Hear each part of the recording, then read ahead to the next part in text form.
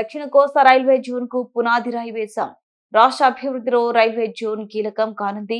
Railway zone ద్వారా రాష్ట్ర ప్రజల చిరకాల వాంఛ నెరవేరుతుంది.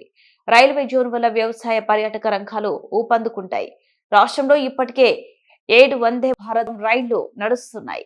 అమృత్ భారత్ కింద ఏపీలోనే 70కి పైగా రైల్వే స్టేషన్లు ఆధునీకరణ చేస్తున్నాం ప్రధానమంత్రి నరేంద్ర మోడీ. बहुत इंपॉर्टेंट है।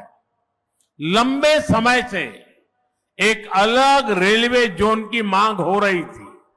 आज ये स्वप्न साकार हो रहा है। మిత్రులారా, నేడు విశాఖపట్నం నగరంలో సౌత్ కోస్ట్ రైల్వే జోన్ ప్రధాన కార్యాలయానికి పునాది కూడా వేస్తున్నాం. ఆంధ్రప్రదేశ్ అభివృద్ధి దృష్ట్యా ఇది చాలా ముఖ్యమైనటువంటి కార్యక్రమం.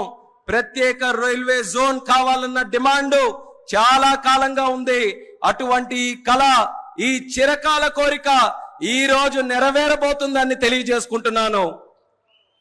साउथ कोस्ट रेलवे जोन का मुख्यालय बनने के बाद इस पूरे क्षेत्र में कृषि और व्यापार से जुड़ी एक्टिविटीज का विस्तार होगा। इसके अलावा टूरिज्म क्षेत्र और लोकल इकोनॉमी को भी प्रगति के नए अवसर मिलेंगे। సౌత్ కోస్ట్ రైల్వే జోన్ యొక్క ప్రధాన కార్యాలయం అయిన తర్వాత మన ఉత్తరాంధ్ర ప్రాంతంలో వ్యవసాయం మరియు వ్యాపారానికి సంబంధించి కార్యకలాపాలలో విస్తరణ జరగబోతుంది.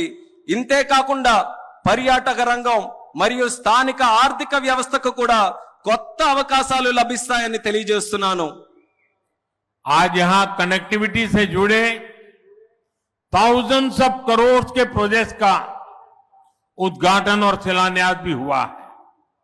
रेलवे के क्षेत्र में आंध्र प्रदेश उन राज्यों में शामिल है जहां 100% इलेक्ट्रिफिकेशन हो चुका है।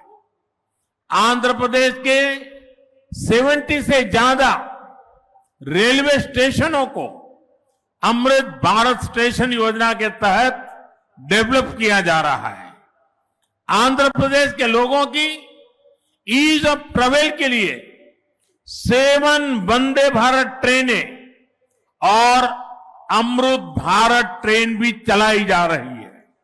నేడు కనెక్టివిటీకి సంబంధించి వేల కోట్ల విలువైన ప్రాజెక్టులు ఇక్కడ ప్రారంభోత్సవం మరియు శంకుస్థాపన జరుగుతుంది. రైల్వే రంగంలో ఆంధ్రప్రదేశ్ లో నేడు 100% విద్యుదీకరణ జరిగింది. ఆంధ్రప్రదేశ్ లోని 70కి పైగా రైల్వే స్టేషన్లు అమృత్ భారత్ స్టేషన్ల కింద అభివృద్ధి చేయబడుతున్నాయి. ఆంధ్రప్రదేశ్ ప్రజల ప్రయాణ సౌలభ్యం కోసం 7 వందే భారత్ రైళ్లు అలాగే అమృత్ భారత్ ట్రైన్లు కూడా నడిపిస్తున్నామని తెలియజేస్తున్నాను.